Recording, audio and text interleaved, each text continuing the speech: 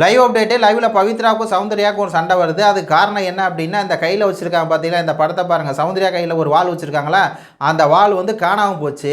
அதான் வந்து சௌந்தர்யா கேட்குறாங்க, அந்த வாள் நான் கையில் வச்சுக்கிட்டு தான் நின்றுட்டு இருந்தேன். என்னை வந்து அங்கே போ இங்கே போ அப்படின்னு சொல்லி என்னை வந்து போக சொல்லிட்டே இருந்தீங்க. அந்த வாளை நான் சாச்சனா கையில் தான் கொடுத்துருந்தேன். அந்த வாளை கூட அவளால் வந்து பாதுகாக்க முடியலையா அப்படிங்கிற ஒரு கேள்வி எடுப்பாங்க இல்லையா.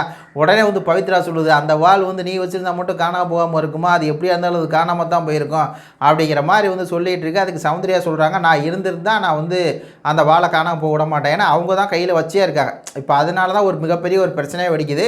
இந்த படத்தை பார்த்தீங்கன்னா தெரியும், எல்லாரும் சண்டை போட்டிருக்காங்க. அதாவது சாச்சனா வந்து என் வாழை எடுத்துட்டாங்க, என் வாழை காணாமல் போச்சு அப்படின்னு சொல்ல படைத்தளபதிகிட்ட சொல்ல, படைத்தளபதி வந்து ஆண்கள் சைடு வந்து கேட்க, அதுக்கு வந்து அவங்க என்ன அந்த பக்கம் ஐயானு முத்துவெல்லாம் என்ன சொல்கிறாங்க அப்படின்னா, அது காணாமல் போச்சுன்னா அதுக்கு நாங்கள் என்ன பண்ண முடியும் அப்படிங்கிறாங்க. அதுக்கு வந்து இந்த சாச்சனா சொல்கிறது, இன்னும் கேமை ஆரம்பிக்கல, இல்லை அதுக்குள்ளே இது இப்படி திருந்தீங்க அப்படிங்கும்போது, அதுக்கு ரயான் சொல்கிறாப்புல அதெல்லாம் கேமை ஆரம்பிச்சாச்சு, அந்த பிபிஎல்லாம் வந்து ஊதிட்டாங்க, அப்படி காணாமல் போச்சுன்னா அதுக்கு நாங்கள் ஒன்றும் பண்ண முடியாது, எங்கால எடுத்திருந்தாலும் நாங்கள் வந்து தரப்போகிறது கிடையாது அப்படிங்கிற மாதிரி அவங்க சொல்லிட்டாங்க.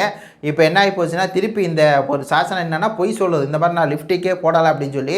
ஆனால் அது போய் நான் லிஃப்ட்டுக்கே போடலை, கேம் ஸ்டார்ட்டே ஆகலை, ஆனால் நீங்கள் வந்து திருடிட்டீங்க, என் வாழ் இல்லாமல் நான் எப்படி வந்து ராஜசபைக்கு வந்து போக முடியும் அப்படின்னு சொல்லி அது சாசனா சொல்லுது. உடனே அவங்க முத்துவெல்லாம் வந்துட்டு அதெல்லாம் கேம் வந்து ஸ்டார்ட் ஆயிடுச்சு அப்படின்ட்டாங்க. இந்த இடத்துல சௌந்தர்யா ஒரு கேள்வி வந்து கேட்குறாங்க பவித்ராட்ட, ஏன் பவித்ரா, நான் என்கிட்ட வாழ் இருந்துச்சுன்னா நான் வந்து பாதுகாப்பாக வச்சுருப்பேன்ல, ஏன் என்னை வந்து அங்கிட்டு இங்கிட்டு அலக்கழிச்சு விட்டு இருக்க, அவங்க பாத்ரூம் போனால் கூட நீ போவியா அப்படின்னு சொல்லி பவித்ரா வந்து கேட்குது. ஆமாம், பாத்ரூம் அது போதுன்னா வெளியே நான் வாழை வச்சு நிற்பல, நான் கூட தானே இருக்கிறேன், என்னை எதுக்கு வந்து போ படிப்பேன் அப்படின்னு சொல்லி எதுக்கு இது பண்ணிக்கிட்டே இருக்க அப்படின்னு கேட்குறாங்க. அதுக்கு வந்து பவித்ரா, நீ இருந்திருந்தால் மட்டும் அப்படியே வந்து அது இருந்திருக்கும், அது காணாமல் போகணும்னா காணாமல் தான் போகும் அப்படின்னு சொல்லி எடுத்தெறிஞ்சு வந்து பேசிகிட்டு இருக்காங்க. இந்த சாச்சனாவால் தன்னுடைய வாளே வந்து பாதுகாக்க முடியல. வாய்ச்சொல் வீராங்கனையாக இருக்குது பவித்ரா. பக்கத்துலேயே தான் உட்காந்துருக்கு ராஜகுருன்ட்டு. அது பக்கத்தில் இருக்கும்போது இந்த வாள் வந்து காணாமல் போயிருக்கு. மக்களை இது குறித்து உடைய கருத்துக்களை சொல்லுங்கள். நன்றி, வணக்கம்.